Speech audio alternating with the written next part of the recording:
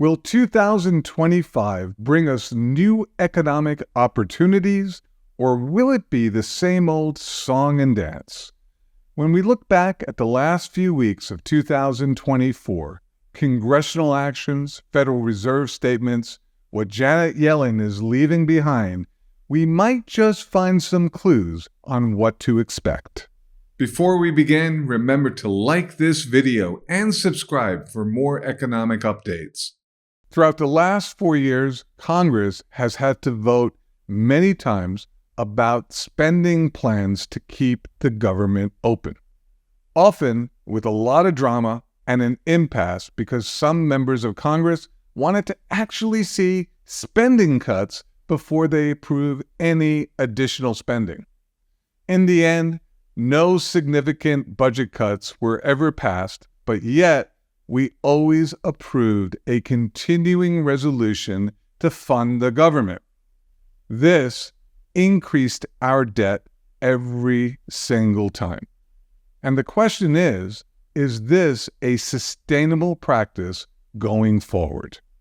And according to the Congressional Budget Office, or CBO, our current fiscal path is unsustainable. Just last month, the government again almost came to a shutdown when part of the agreement was stalled by the incoming administration wanting the addition of no budget cap for the next 2 years.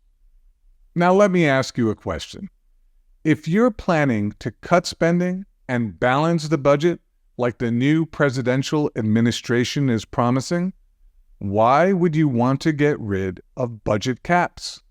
The very tool to control discretionary spending. This seems counterintuitive.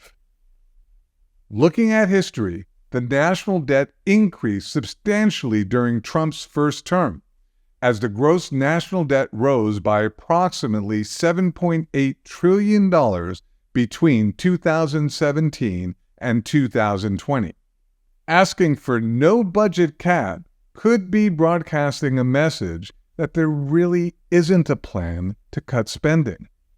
2025 and beyond could be more the same, where no one wants to cut spending and no one wants to take responsibility, which would put continued pressure on inflation. Adding to the economic uncertainty, the Federal Reserve recently lowered interest rates by 1/4 point, which you would think is positive news. However, Chairman Powell's accompanying statements painted a cautious picture. He expressed concerns about persistent inflation, scaled back expectations for future rate cuts in 2025, and acknowledged increased economic volatility.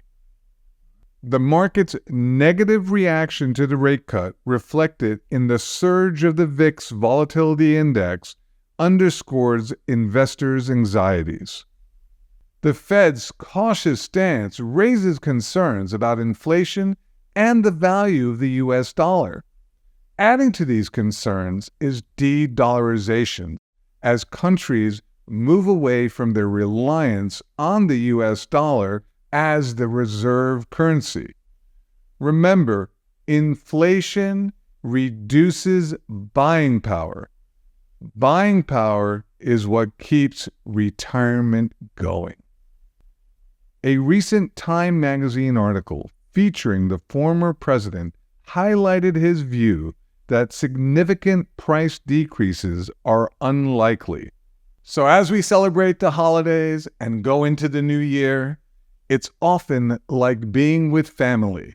All the drama is there amongst all the cheer. Government is going to be government.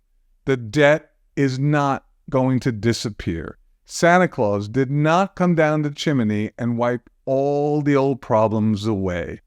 And what government does is what they're going to do going forward. So the only thing you can do is you better watch out.